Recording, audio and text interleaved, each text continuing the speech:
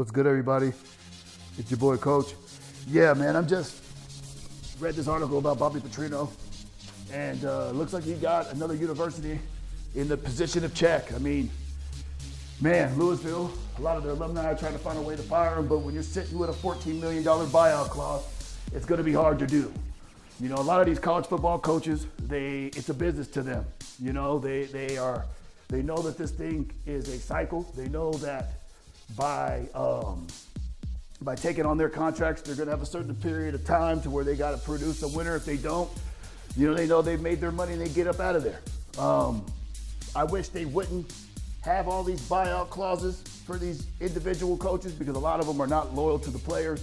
I myself am a football coach. I know the business very, very well. A lot of these guys they're just really not loyal to the players. They'll do whatever it takes to get the players in there.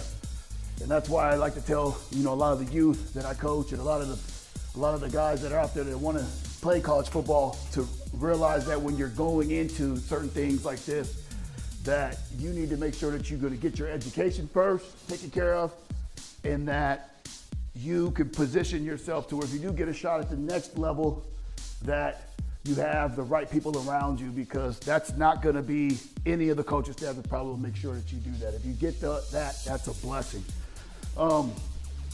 Louisville needs to look at, especially the Louisville alumni, they need to really look at the type of coaches they're hiring.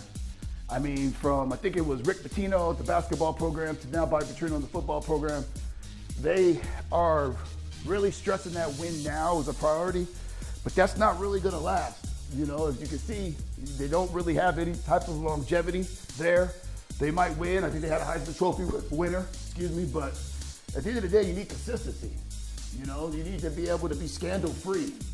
And I know Bobby Petrino, I'm not saying Bobby Petrino's had any type of scandals or anything like that, but he definitely, you know, from his period at Arkansas when he was dating that student who he actually was paying on the payroll. She was an ambassador. She actually was getting a check cut by him at the same time. You know, they caught her riding on the back of his motorcycle. You know, that's not really a good look.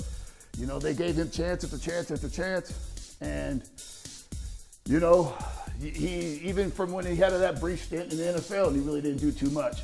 A lot of times people get caught up with the hype, and that's what these owners do. They get caught up in the hype of a coach. They believe that what they see is what they're going to get. And a lot of times, really, if people like the NFL owners and athletic directors of universities really study the career of a football coach and study the wins and losses, not just that, but study the cycle of wins and losses. Is it sustainable? Does he come in, does he win at year 3, year 4, but after that, year 5, 6, and 7 is all downswings, and year 8, he's done. You know what I mean? Like, look and see what type of coach he is. If they have a sustainable track record, that's the one you want to get.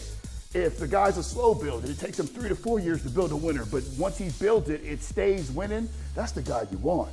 But nowadays, with the way that college football and everything has been going, you don't really see too much of commitment that's being given by universities. I mean, one of my favorite coaches, I know a lot of people don't like him because of what he did in the NFL, and some of the things that he did as far as, you know, how he treated some of the players in the NFL, was Chip Kelly.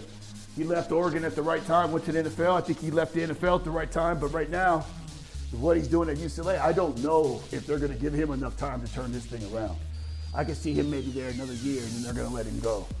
You know, you just don't see the patience from up top. So I hope he's done, you know, and I know that sounds kind of a little bit of an oxymoron or, you know, totally ironic of what I'm saying. I hope he has a buyout clause as well, because he might need it if he can't get into a bowl game next year, you know. But, you know, again, that's the nature of the beast, and that's the business. I'll be putting more college football videos out. If you like it, hit the like and subscribe button, and I'll be talking to you guys soon.